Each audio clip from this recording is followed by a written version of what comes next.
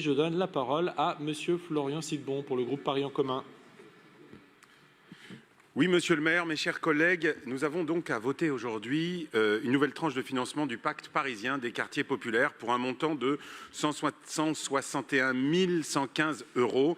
Et derrière ce chiffre, il y a 44 projets, 41 associations et surtout des milliers de Parisiennes et Parisiens qui vont bénéficier d'actions concrètes, utiles et transformatrices. Ce pacte, c'est le cœur battant de notre politique de la ville. Il repose sur un diagnostic solide, une nouvelle carte de 35 quartiers prioritaires établis sur 12 critères de vulnérabilité et sur un engagement fort, agir avec les habitantes et les habitants et non à leur place.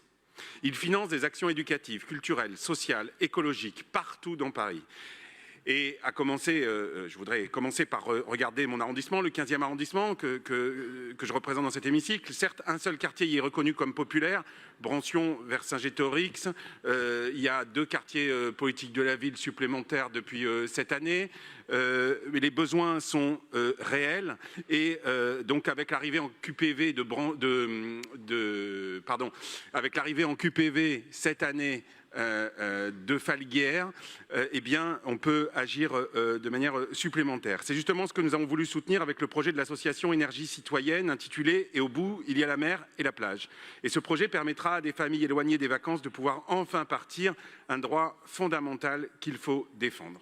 Au-delà du 15e, regardons ce que ce pacte rend possible partout dans Paris, je l'ai dit. Dans le 10e arrondissement, l'association R10 organise des repas conviviaux sur la place du Buisson Saint-Louis chaque mercredi de l'été. Ce sont des soirées gratuites, ouvertes à tous, avec restauration solidaire, concerts, ateliers citoyens.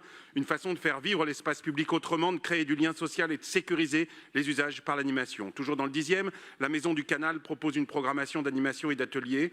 Dans le 11e, la régie de quartier Fontaine-au-Roi développe des actions d'accompagnement vers l'emploi pour les personnes les plus éloignées du marché du travail. À Masséna, dans le 13e, l'association 13 pour tous redonne vie à la place de Vénétie avec des cours de tai chi, des concerts, du théâtre, des repas partagés, même un food truck solidaire. Et l'objectif, c'est évidemment de lutter contre la confiscation masculine de l'espace public, de ramener les femmes et les familles, de réinvestir les lieux. Dans le 18e, les enfants de la Goutte d'Or proposent un chantier d'été à la ferme pour des familles vivant en foyer. Dans le 14e, l'association Le Moulin anime le comité des fêtes Plaisance-Pernetti. Et évidemment, je ne vais pas tout citer parce qu'il y en a beaucoup. Ce sont des projets concrets, des projets utiles, enthousiasmants. Ils s'inscrivent dans un cadre plus large, celui d'une politique municipale de gauche qui fait de la justice sociale et territoriale une réalité. Et cette politique, nous la devons à l'impulsion de notre maire, Anne Hidalgo, des adjoints successifs à la politique de la ville, Anne-Claire Bou et aujourd'hui Mélodie Tonoli. C'est aussi une réponse à l'inaction de l'État qui a trop souvent abandonné la politique de la ville à des effets d'annonce. Et ici, à Paris, nous faisons autre chose. Nous écoutons, nous finançons, nous accompagnons. Enfin, ce pacte est un outil de résilience démocratique. Dans un contexte politique où les quartiers populaires sont stigmatisés, marginalisés, parfois même pointés du doigt, et ici même dans cet hémicycle, malheureusement parfois, nous faisons le pari inverse, leur redonner du pouvoir, leur redonner de la dignité, des moyens et de la visibilité. On l'a vu hier également avec la délibération concernant la lutte contre les RICS et le débat qu'il y a eu hier. Évidemment, il faut évidemment de la répression et de l'encadrement dans ces circonstances-là, mais il faut aussi beaucoup de prévention, et c'est ce que fait la ville. Et puis, je ne peux pas ne pas dire un mot, puisque nous parlons du quartier Falguière aussi dans cette délibération, du nouveau centre social qui, après 7 ou 8 ans d'absence, parce que des gens ont voulu faire du profit, tout simplement, et je ne reviens pas là-dessus, un nouveau centre social est en train de renaître.